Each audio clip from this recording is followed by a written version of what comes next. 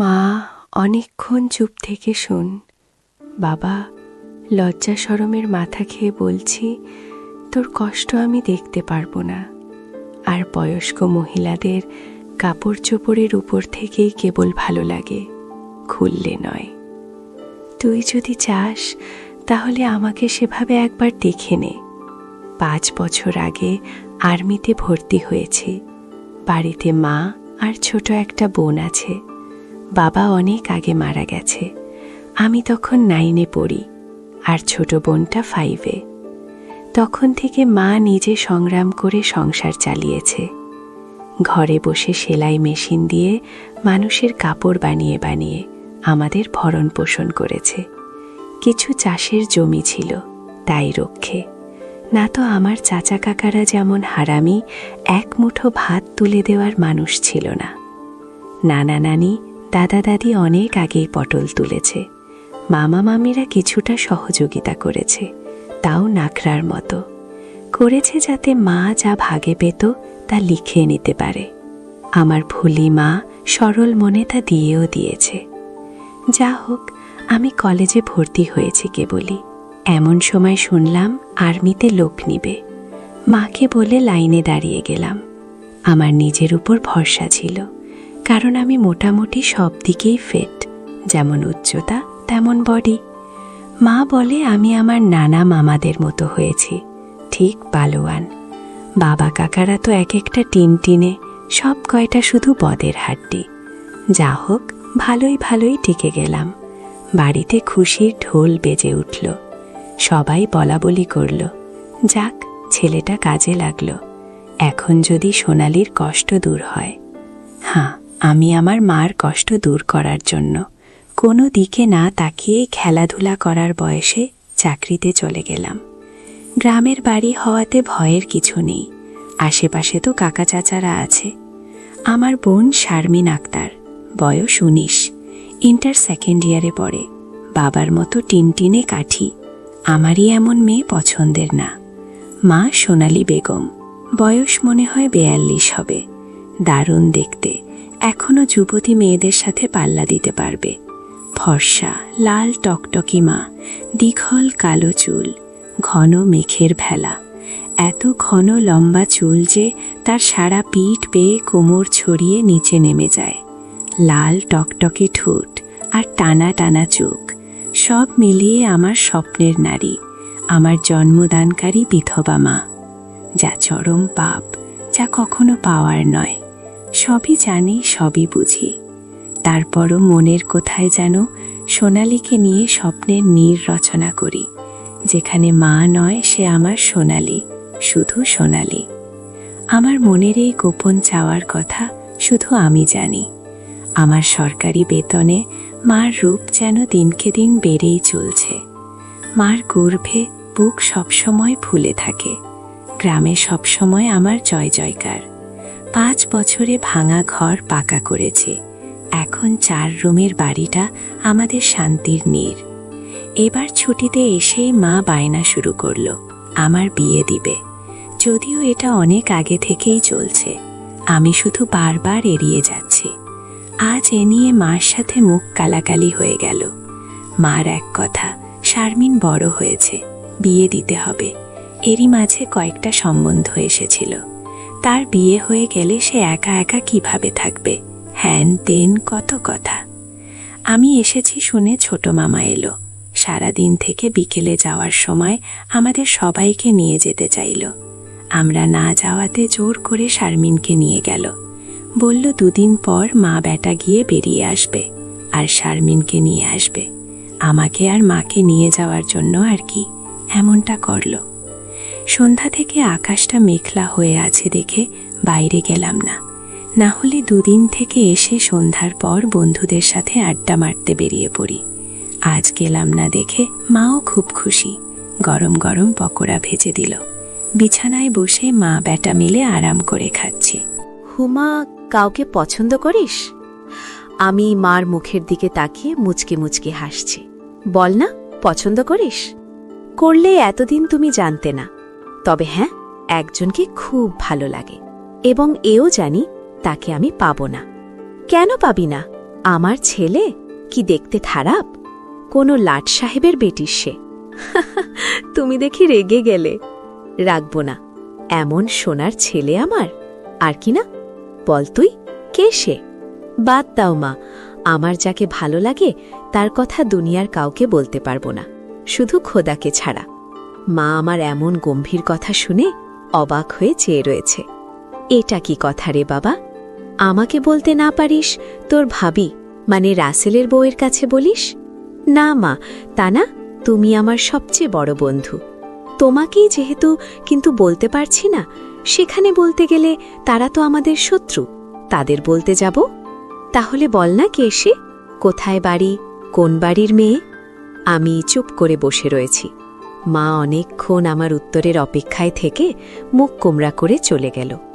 ঘন ঘন বিদ্যুৎ চমকাচ্ছে, আকাশটা কালো হয়ে আছে, রাতের তারাগুলো না জানি কোথায় ডুব দিয়েছে। আমি জানালার গ্লাস খুলে দিয়ে ঠান্ডা হাওয়া গায়ে মাখছে। হাত বাড়িয়ে ব্যাগটা নিয়ে খুললাম। সিগারেটের প্যাকেটটা বের করে একটা ধরিয়ে টানছি। প্যাকেট রাখতে গিয়ে মোবাইলের বক্সটার কথা মনে পড়ল। শারমিনের জন্য যা যা এনেছিলাম সব দিয়েছি, শুধু মারগুলো দেওয়া হয়নি। চেয়েছিলাম দিতে, এমন সময় ছোট মামা এলো, তাই আর দেওয়া হয়নি। নতুন অ্যান্ড্রয়েড সেট, মা খুব খুশি হবে। আরেক বক্সে একটা স্বর্ণের চেন। মার যেটা ছিল সেটা আমার এসএসসির ফর্ম ফিল আপের সময় বিক্রি করে দিয়েছিল। তখন থেকে মার গলা খালি। আরও কয়েকটা জিনিস আছে মার জন্য।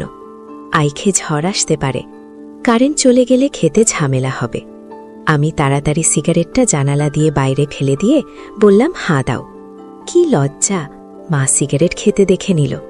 জানে আমি খাই, তবে এভাবে দেখেনি কখনো। ঘরে বসে সিগারেট খাওয়াটা ভুল হয়ে গেছে। সারা ঘরে সিগারেটের ধোয়া। মা বেটা খেয়ে দিয়ে উঠলাম। মা বল, আমার রুমে এসো তো একটু। তুই যা, থালা বাসনগুলো গুছিয়ে আসছি। আমি রুমে এসে শুয়ে রইলাম।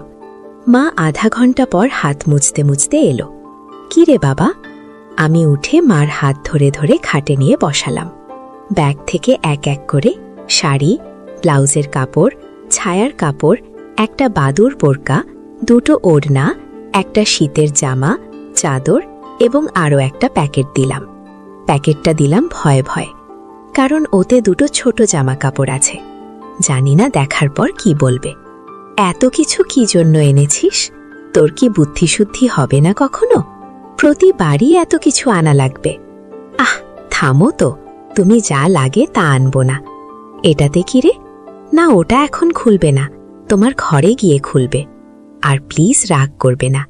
কি আছে এতে তা তুমি খুলে দেখে নিও। আর হ্যাঁ, আরও কিছু আছে। এই বলে মোবাইলটা দিলাম। একটা থাকতে আরেকটা এত দামি মোবাইল, তোমার চেয়ে কি কিছু দামি নয় আমার কাছে? এই বলে গালে একটা হামি দিলাম। মাও আমার কপালে হামি দিল। চোখ বন্ধ করো তো। কেন রে? আহো, বন্ধ করো না একটু। মা হেসে দিয়ে চোখ বন্ধ করল। আমি চেনটা মার গলায় পরিয়ে দিলাম। এখন চোখ খোলো মা। মা চোখ খুলে স্বর্ণের চেনটা দেখে হু হু করে কেঁদে দিল। না মা, না, কাঁদবে না। প্লিজ মা, কেঁদে না। তোমার মুখে হাসি দেখব বলে নিয়ে এসেছি। সেখানে তুমি যদি কাঁদো তাহলে আমার খুব কষ্ট হবে মা। না রে বাবা, কাঁদছি না। তুই বুঝবি না এটা কিসের কান্না। খুশি হয়েছ মা? আরে বাবা, অনেক খুশি হয়েছি। এই বলে মা দাঁড়িয়ে উঠে আমাকে ধরল। আমি তো কেঁপে উঠলাম। মা কখনো এভাবে আমাকে ধরেছে বলে মনে পড়ে না। ইস, কি নরম, কি সুন্দর ঘ্রাণ। ও দুটো আমার বুকে পিষ্ট হচ্ছে। মা অনেকটা খাটো হওয়াতে তার মাথাটা আমার থুতুনির নিচে চুল থেকে সুবাস এসে নাকে লাগছে। নাক মুখ ডুবিয়ে দিলাম চুলে। ধীরে ধীরে আমার ওটা শক্ত হচ্ছে। মন চাচ্ছে হাত দুটো আরেকটু নিচে নিয়ে রাখি, তবে সাহস পাচ্ছি না। মা আমার যা রাগী মানুষ, ছোটবেলায় কত বেদবিটা করেছে তার হিসাব নেই। মার মুখটা দু হাত দিয়ে ধরে কপালে একটা হামি দিলাম। আর কাঁদবে না মা, আমি যেন তোমার চোখে পানি না দেখি। আচ্ছা বাবা, আর কাঁদব না তো। যাও, লাল তাঁতের শাড়িটা পরে দেখাও তো দেখি কেমন লাগে আমার মাকে। যা পাগল আমি, বিধবা মেয়ে লোক এমন লাল টকটকে শাড়ি পরলে মানুষে কি বলবে? কে কি বলল তাতে তোমার কি যায় আসে? আর এখানে মানুষ আসবে কোথা থেকে? মানুষের সামনে না পড়তে চাইলে পড়ো না। এখন আমাকে তো পড়ে দেখাও, আমার খুব মন চাইছে। সাজুগুজু করে কেমন লাগে দেখতে তাই। ইস, আমার বাবা এনে যার আমি পড়ব না তা কি হয়? তবে মানুষের সামনে কখনো পড়তে বলিস না রে। ঠিক আছে মা, আমি শুধু আমার সুন্দরী মাকে দু চোখ ভরে দেখতে পেলেই হলো। যা দুষ্টু, মাকে কেউ সুন্দরী বলে? তাই তাহলে কি বলবো গো? তুই জানিস কি বলবি? বেয়াদবি নিও না, প্যাকেটে যা আছে তাও পড়ো। কি আছে রে এতে? যাও খুলে দেখো। মা চলে গেল, আমি পিছন থেকে দেখে মুগ্ধ হয়ে গেলাম। এই মহিলার কি কখনো যৌবনে ভাটা পড়বে না? প্রায় 15 মিনিট পরে মা এলো। অসম্ভব একাকে দেখছি আমি। এতদিন এক পেরে শাড়িতে যে মাকে দেখেছি তার সাথে এই মহিলার কেন মিল নেয়? কি সুন্দর, অতুলনীয়, গর্জিয়াস, মার্ভেলাস, যতই উপমা দিই না কেন কম পড়ে যাবে। মা দরজার কাছে দাঁড়িয়ে আছে, আমি বিছানার পাশে হাঁ করে দাঁড়িয়ে আছি।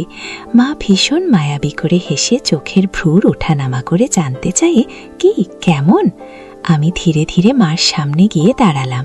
কিরে, কেমন হয়েছে? দারুণ মা, খুব সুন্দর, মনে হচ্ছে এঞ্জেল। যা দুষ্টু, মাকে এমন কমপ্লিমেন্ট দিতে হয়। আমার 10 পাস মা যে এমন কথাও বলতে পারে জানা ছিল না। সরি মা বলে হাত ধরে বিছানায় নিয়ে বসালাম। আমি নিচে বসে মার কোলে মাথা রাখলাম। তুমি সবসময় এমনভাবে থাকতে পারো না মা? আমার মাথায় চুলে হাত বলিয়ে দিয়ে কি পাগলের মতো বলছিস? মানুষে দেখলে কি বলবে? তাহলে বল, আমি যে কয়দিন থাকবো সে কয়দিন এমন করে সেজে থাকবে? কেন রে? আমার খুব ভালো লাগে মা। হে হে, পাগল। আচ্ছা থাকবো নি। আমি মুখ উঠিয়ে মার মুখের দিকে তাকিয়ে, ওগুলো পড়েছ মা? যা শয়তান, কিছু তো শরম কর। মার জন্য কেউ এসব আনে? জানি না মা, কেউ আনে কিনা, তবে বাবা থাকলে হয়তো আমিও আনতাম না। সে নেই দেখে মনে হলো আমার মার তো ভালো মন্দর খোঁজ রাখার কেউ নেই, তাই নিজেই রাখি। রাগ হয়েছ মা? না, রাগ হয়নি, কিন্তু আর আনিস না। কেন মা, পছন্দ হয়নি নাকি সাইজে হয়নি? সব ঠিক আছে। তবে তবে তবে কি মা? লজ্জায় মুখ ঘুরিয়ে নিয়ে তুই এনেছিস ভাবলে পড়তে শরম করে রে। আজ থেকে আমাকে ছেলে নয় বন্ধু ভাববে, তাহলে আর শরম করবে না। হবে মা আমার বন্ধু?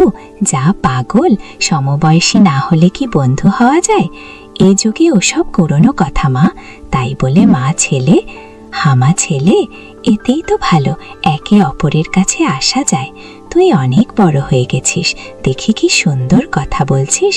তা তো অবশ্যই, কয়দিন পর তোমার ছেলে 2nd লেফটেন্যান্ট অফিসার হবে। খুব ভালো হবে রে বাবা, খুব ভালো হবে। এমন সময় বিদ্যুৎ চলে গেল। মোবাইলটা জ্বালাতো মিশু, দেখি চার্জার। বাতিটা কোথায় আছে? থাক না মা, এমন কি সুন্দর তোমার কোলে শুয়ে আছি জানো মা। পাহাড়ি এলাকায় একা একা পোস্টে ডিউটি দেওয়ার সময় এমন স্বপ্ন রোজ দেখি। প্রতিদিন মনে হয় তোমার কোলে শুয়ে একটু, ঠিক আছে এমনিই থাক, তোর যত মন চাই। ধন্যবাদ মা। পাগল মা। হো, আজ আমার পাশে ঘুমাবে একটু। কেন রে? মন চাচ্ছে তোমাকে ধরে ঘুমাতে। ঠিক আছে, যা সদর দরজাটা বন্ধ করে ঘরগুলোতে ছিটকানি লাগিয়ে আয়। আমি উঠে লাফাতে লাফাতে চলে গেলাম। আজ আমার খুশি ধরে না, কিছু হলে হতেও পারে। 1 জগ পানি নিয়ে এলাম সাথে করে। এসে দেখি মা শুয়ে পড়েছে। টেবিলে জগটা রেখে খাটের পাশে দাঁড়ালাম। মা দেয়ালের দিকে সরে গিয়ে আমাকে জায়গা করে দিল। বজ্রপাতের আলোতে মার মুখটা মায়াবী মায়াবী লাগছে। খোলা জানালার হিম বাতাসে আমার মনে ঝড় তুলছে। জানি না মার মনে কি চলছে। মনে হচ্ছে মা তার স্বামীকে পাশে শোয়ার জন্য জায়গা করে দিল। মা নতুন বউ, আমি তার স্বামী। দাঁড়িয়ে রইলি যে, শুবি না? হাসুই। মার পাশে শুয়ে পড়লাম। দুজনে মুখোমুখি, আদো অন্ধকারে দুজনে দুজনার দিকে চেয়ে আছি। ঘুমাবি না? তুমি ঘুমাও, আমার ঘুম এত তাড়াতাড়ি আসে না। তাই আয়, কাছে আয়। মাথায় হাত বুলিয়ে দিচ্ছি, আমাকে আর বাইকে। একেবারে মার বুকের কাছে বুক নিয়ে গেলাম। তবে কোমরটা দূরে রাখলাম। মা একটা হাত সাইডে লম্বা করে দিল। এখানে মাথা রাখ। মা তার হাতের ওপর মাথা রাখতে বলছে। আমি সহজ মনে তাই করলাম। নাকটা মার বগল থেকে 3-4 ইঞ্চি দূরে। ভালো মতো দেখতে না পেলেও বুঝতে পারছি যে এর বেশি দূরে নয়, কারণ ঘামের ঘ্রাণ পাচ্ছি। মার বগলের ঘ্রাণেই তো আমার শরীর আনচান আনচান করছে। মার বাম হাতের উপর শুয়ে আছি। মা ডান হাত দিয়ে মাথায় হাত বুলিয়ে দিচ্ছে। এতে করে আঁচল উঁচু হচ্ছে, আর যখনই বিদ্যুৎ চমকাচ্ছে তখনই ওগুলো দেখতে পাচ্ছি। নিজেকে কন্ট্রোল করা মুশকিল হয়ে পড়ছে। মিশু, হু, কাকে পছন্দ করিস বললি না তো? শুনলে রাগ করবে মা, তাই বলা যাবে না। কেন কেন এমন কাকে তোর মনে ধরেছে যে শুনলে রাগ করব? বাদ দাও না মা, নিজেকে তোমার কাছে ছোট করতে চাই না, চাই না তোমার মনে কষ্ট দিতে। তোর কথার তো আগামাথা কিছুই বুঝছি না। নাইবা বুঝ মা। হু, তোমাকে একটু ধরি মা? করে হেসে ধর। কি সুন্দর ঘ্রাণ গো মা তোমার। যা শয়তান। আমি মার এমন আশকারা দেওয়া কথায় সাহস পেয়ে তাকে চিৎ করে দিলাম। মন চাচ্ছে কোমরটা উপর তুলে দিতে।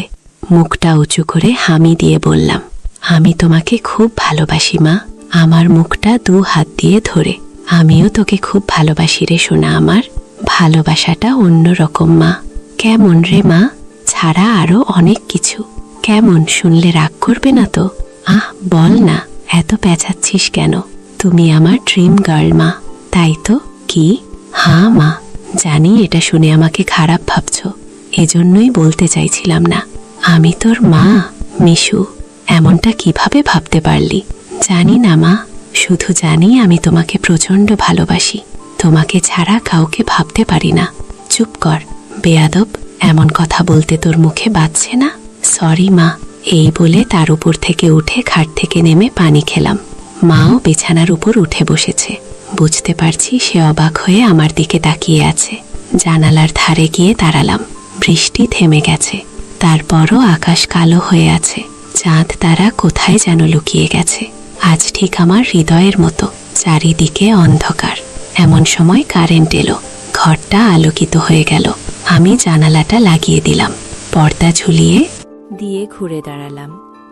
মা বিছানার ওপর হাঁটুতে মাথা দিয়ে নির্বাক বসে আছে।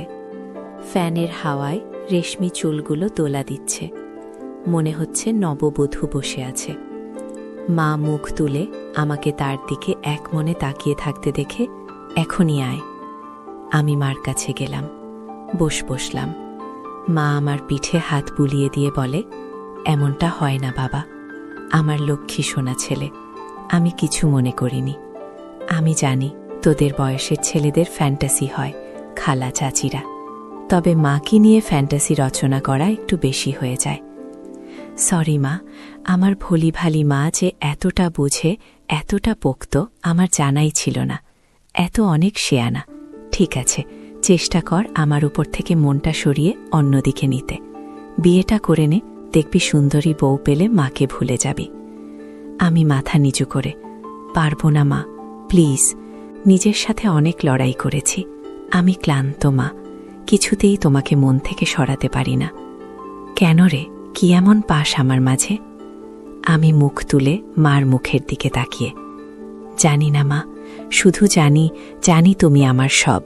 তোমার কথা চিন্তা করলেই আমার কি তোর পাগল হয়ে যায়। মা মুচকি হেসে, ও কিছু না, নিষিদ্ধ জিনিসের প্রতি টান একটু বেশিই হয়। আমি তো বুড়ি হয়ে গেছি, তুই যেমনটা ভাবিস তেমনটা আমি আর নেই। মার এমন কথা শুনে আমি কেঁপে উঠলাম। মাকে ইশারায় আমাকে বোঝালো যে তার জিনিসপত্র আর আগের মতো নেই, দেখলে আমার পছন্দ হবে না।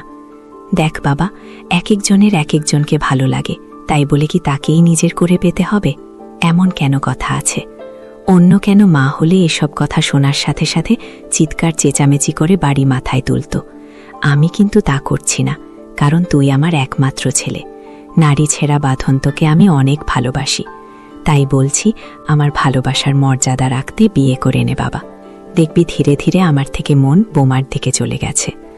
ধন্যবাদ মা, তুমি আমার কথা মন দিয়ে শুনেছ এবং যুক্তি দিয়ে ভালো মন্দের বিচার করেছ বলে। তবে লজ্জা না করে বলছি মা, এর আগেও আমি 2-1টা মেয়ের সাথে মিশেছি, তারা শুধু সুখ পেয়েছে আমার কাছে, আদর তোর ভালোবাসা একটুও পাইনি আমার কাছ থেকে। এমনকি আমার নিজেরও হয় না যতক্ষণ চোখ বন্ধ করে তোমাকে না ভাবি। যখন সেসব মেয়েদের জায়গায় তোমাকে কল্পনা করি, তখন আমি আর নিজের মাঝে থাকি না, সুখের সাগরে ভেসে যাই। কেবলমাত্র তখনই হয় আমার। তুই তো অনেক দূর এগিয়ে গেছিস, তাহলে আমি অনেক আগে থেকেই বুঝতে পেরেছিলাম যে আর চোখে লুকিয়ে লুকিয়ে আমাকে দেখিস। ভাবতাম শয়তান ছেলেপুলে, আর একটু বড় হলে সমবয়সী মেয়েদের সাথে মিশলে ঠিক হয়ে যাবে, কিন্তু এখন দেখছি তা না। তোর দেখি বয়স্ক মহিলাদের ভালো লাগে। এতক্ষণ মার সাথে এত খোলামেলা কথা বলতে পেরে নিজেকে অনেক হালকা লাগছে। সাহস করে মাকে ধরে শুয়ে দিলাম। মা চুলে হাত বুলিয়ে দিচ্ছে। আমি তাহলে কি করব মা? সেটাই তো ভাবছি। যেটাই ভাবো মা, আমার মন পরিবর্তন হবে না। মানে কি? মানেটা তুমি ভালো করেই জানো। মার কণ্ঠে এবার সত্যি সত্যি রাগের আওয়াজ পেলাম। তাই বলে সারা জীবন বিয়ে করবি না, নাকি ছেলে হয়ে মাকে বিয়ে করতে চাস? মা যে এমন কথা ঠাস করে বলে বসতে পারে তা আমি চিন্তাই করিনি। আমি বললাম, বিয়ে না করতে পারলেও তো তুমি আমার হতে পারো। এটা কি মামা বাড়ির আবদার নাকি? ছি ছি মিশু, এমনটা বলতে তোর মুখে বাঁধল না? তাহলে সারা জীবন ছেলেকে এভাবেই দেখতে পাবে? মা, তোমার এই মিশু কখনো বিয়ে করবে না। মার চোখে জল টলমল করছে। আমি হাত দিয়ে তা মুছিয়ে দিলাম। আমি তো এমন কিছু করিনি। মা, তাহলে তুমি কাঁদছো কেন? আমরা দুজন জাস্ট আলাপ করছি মা। অনেকক্ষণ চুপ চুপ থেকে শুন বাবা। লজ্জা শরমের মাথা খেয়ে বলছি, তোর কষ্ট আমি দেখতে পারবো না। আর বয়স্ক মহিলাদের কাপড় চোপড়ের ওপর থেকেই কেবল ভালো লাগে, খুললে নয়। তুই যদি চাস তাহলে আমাকে সেভাবে একবার দেখে নে, তাও তুই মত পরিবর্তন কর। তবে হ্যাঁ, শুধু দেখতে পাবি, কিছু করতে পারবি না। মার মুখে এমন কথা শুনে আমি আর দুনিয়াতে নেই। বল রাজি? আর যদি আমি দেখে আরও বেশি আকর্ষণ অনুভব করি, তাহলে আমি বলতে চেয়েছি যে আজ আমাকে দেখ, আর আগেও তো তুই অন্যদের দেখেছিস, তাহলেই তোফারটা বুঝতে পারবি। আমার মনে হচ্ছে আমার মতো মার মনের ভিতরেও কিছু আছে, নয়তো দেখার কথা। আমি তো কিছু বলিনি। মা নিজ থেকে দেখতে দিতে চাইছে। যে রাজি? হ্যাঁ রাজি। যা, বড় লাইটটা বন্ধ করে ছোট লাইটটা জ্বালিয়ে আয়। মনে মনে ভাবলাম, কি সৌভাগ্য, আজ তো আমার পুয়া 12 লেগে গেছে। নীলবাতিটা জ্বালিয়ে খাটের পাশে দাঁড়িয়ে রইলাম। মাও উঠে দাঁড়ালো। ধন্যবাদ মা, আমার স্বপ্ন পূরণ করার জন্য। তোর জন্য আমি সব পারি রে। শুধু কথাতে সব দেখে নিয়ে মাকে ভুলে যাবি না তো, বা ভুল বুঝবি না তো? কি বলছো মা? তুমি আমার মা, আমার স্বপ্নের রানী, আমার ফ্যান্টাসির জগৎ, সবকিছুই তুমি। তোমাকে ভুলে গেলে তো নিজেকেই ভুলে যাওয়া হয়। কথা দিলাম মা, জীবন থাকতে তোমার অবাধ্য হব না। ভুল বোঝা বা ভুলে যাওয়া তো দূরের কথা। আমি বললাম, কিছু মনে করো না মা, আমি কি ছুঁয়ে দেখতে পারবো? মা আমার চোখের দিকে তাকিয়ে, আমি তোর মা মিশু। হ্যাঁ মা, তুমি আমার মা এবং আমার স্বপ্নের রানীও। আমি পিছন দিকে গিয়ে শাড়ির আঁচলটা ফেলে দিলাম।